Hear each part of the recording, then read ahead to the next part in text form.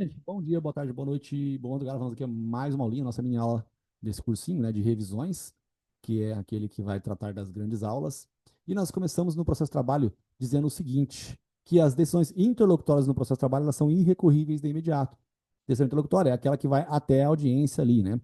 Aí depois, nós estamos na sentença, aí cabe RO. O RO, ele ataca o conteúdo da sentença e ele também ataca, né, além do conteúdo da sentença, ele também ataca o conteúdo das decisões interlocutórias que aconteceram na fase de conhecimento.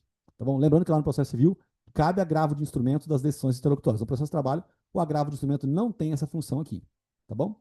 Rafael, eu conheço uma exceção. Então, mas isso você guarda para você. Ó, aqui nós temos a reclamação trabalhista, disse que, às vezes, né, o juiz ele determina uma reintegração de dirigente sindical ou de uma gestante, e você não gosta. E esse ato feito por essa pessoa que tem poder dado pelo Estado está te prejudicando. Então você pode fazer mandado de segurança, pessoal, contra esse ato. Esse mandado de segurança bate no TRT. E aqui é bem legal, porque eu digo e reitero, não importa a matéria, pessoal. O mandado de segurança, se ele começa no TJ, no TRF, no TRE, no TRT, o nome do recurso que vai subir para o Tribunal Superior é recurso ordinário.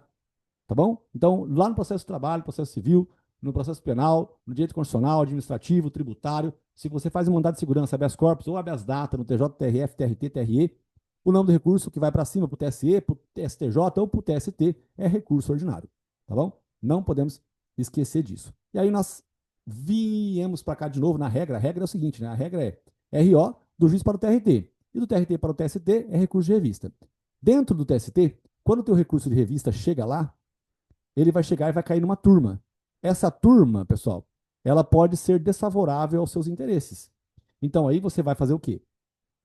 Você vai fazer embargos de TST. Você vai sair da pequena turma e vai para uma turma maior, que é a seção de dissídios individuais.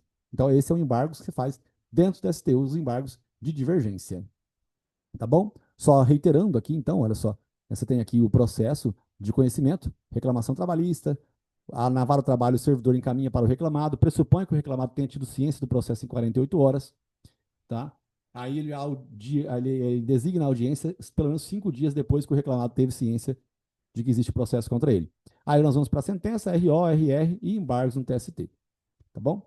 Lembrando, reiterando, né? Se começar no TRT, da ordem denegatória, cabe RO para o TST. Lembrando o seguinte, pessoal, quando o juiz ele é a autoridade coatora, você faz mandado de segurança contra ele você está mandando para o chefe dele. Você fala assim, TRT, o juiz da primeira instância, ele está me prejudicando. Aí, se o TRT dá uma ordem para o juiz não pode recorrer, porque ele tem que obedecer a ordem dada pelo TRT. Por isso que quando o mandado de segurança, o habeas corpus e o habeas data, eles concedem a ordem que você pediu, quem perdeu, que é o Estado, não pode recorrer. Então, o recurso ordinário constitucional, ou o recurso ordinário nesse caso aqui, é exclusivo, tá? É exclusivo da parte que está atacando o Estado. O Estado não pode fazer o recurso ordinário. Tá bom? Beleza? Maravilha, gente. Só que tem que tomar cuidado com uma coisa, né? Se for um dissídio coletivo, aí é o seguinte, eu tenho um sindicato, você tem outro sindicato. Eu fiz um dissídio coletivo no TRT. Se eu perdi, eu faço RO. Se você perdeu, você também faz RO. Mas aí não é porque nós estamos atacando o sindicato, é porque desculpa, não é porque nós estamos atacando o Estado.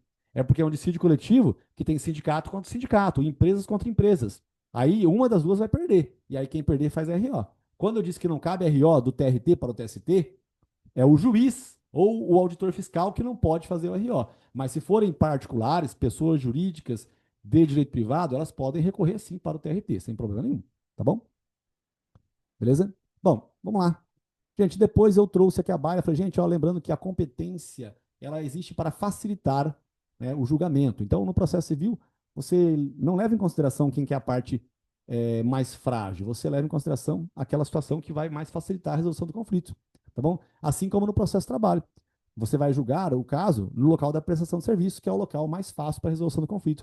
Inclusive, aproveitei e falei assim, gente, ó, se for uma ação, né, de recuperação judicial, onde que você faz a ação de recuperação judicial? Você faz no local da matriz ou no local em que a empresa tem a maior quantidade de contratos? Né? Para resolver o problema, pessoal, é melhor onde ela tem a maior quantidade de contratos. Tá bom? Essa é a regra da competência. Então, no processo de trabalho, é assim, né? Você tem aqui que é o local da prestação de serviço ou o local da contratação. Aí nós caímos para a audiência inaugural de instrução e sentença. Primeiras partes são apregoadas, são chamadas para entrar na sala de audiência, e aí o juiz, na primeira oportunidade, ele promove a tentativa de conciliação. Se não der certo, lê a petição inicial, as partes contestam, às vezes tem réplica, vai para outro dia, aí as partes são pregoadas novamente, depoimento do autor do réu, testemunho do autor do réu, perícia do autor do réu. Lembrando que o réu, ele, ele vai ser ouvido e o autor também pode ser ouvido, ou seja, ele não tem direito de falar. O reclamante não tem direito de se manifestar na audiência, tá? Quem só está vendo a aulinha de revisão, pessoal, presta atenção no que eu acabei de falar agora. Eu disse que o reclamante não tem direito de falar. Eu disse que ele pode ser ouvido se o juiz quiser ouvi-lo ou se, né, o reclamado quiser ouvi-lo. Porque o reclamado pode ter interesse em ouvir o empregado. Por quê? Porque o reclamado quer colocar o empregado em contradição. Porque o empregado é um mentiroso que está buscando os seus direitos no X-Trabalho, mas é um mentiroso. Se eu colocar o empregado em contradição, eu consigo provar que ele está errado e eu ganho ação. Por isso que se o empregado não for na audiência de instrução, é revelia. Ou seja, considera-se verdadeiro tudo aquilo que o empregador queria comprovar. Tá bom? Beleza?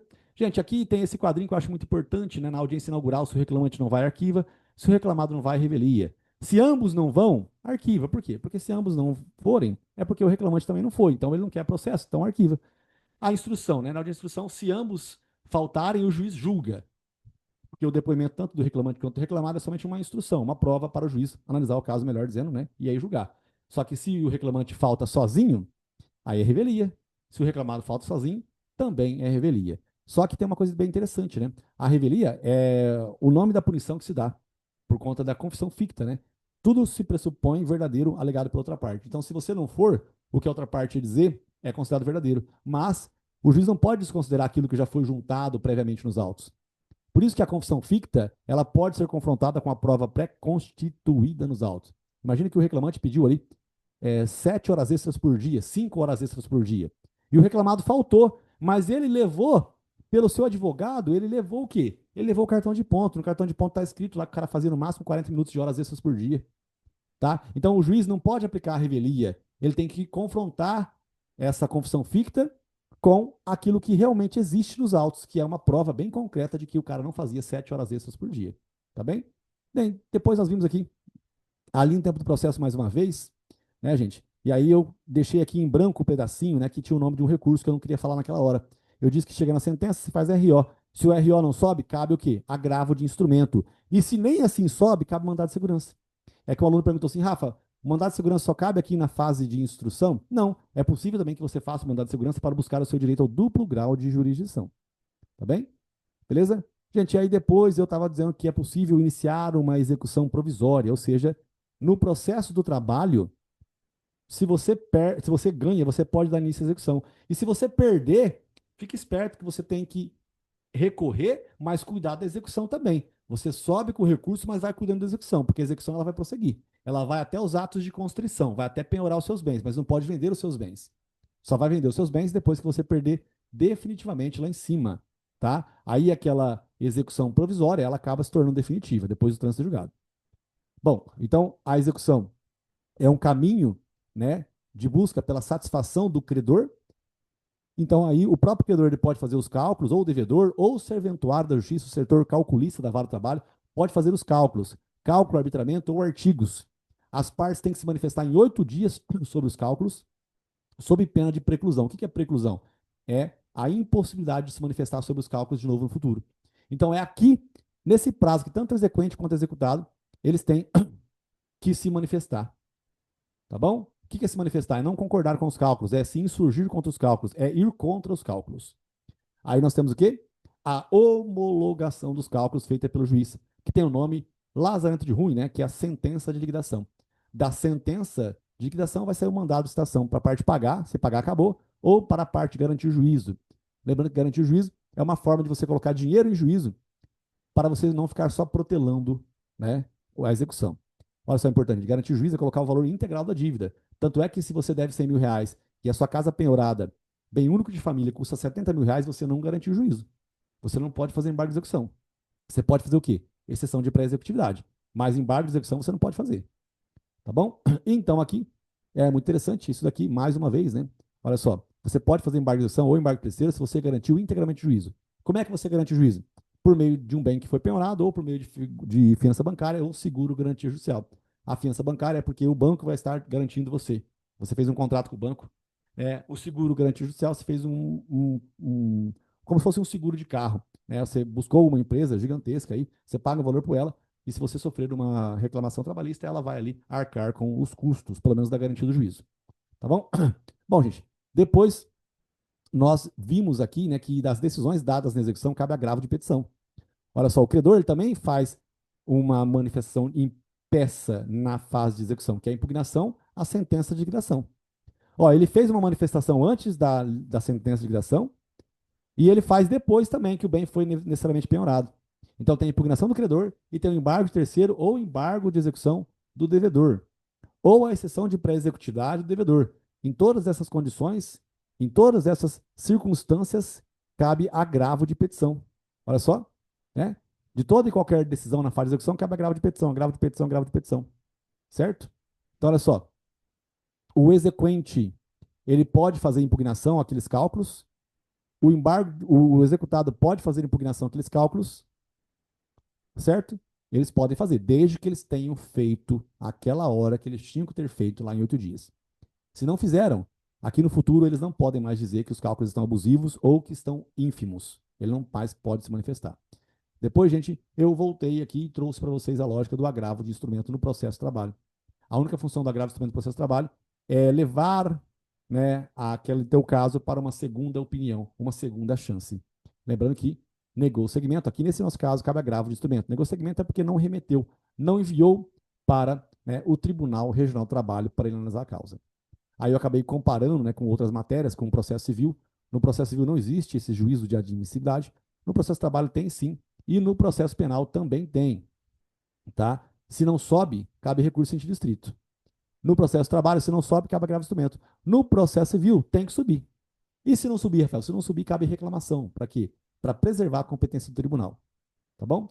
Gente, foi tudo isso que nós vimos nessa nossa análise aí da aula de hoje. Né? Você vê que não é tão difícil, mas é muita coisinha. Ó, conseguimos rever tudo o conteúdo que nós vimos desde as 7h10.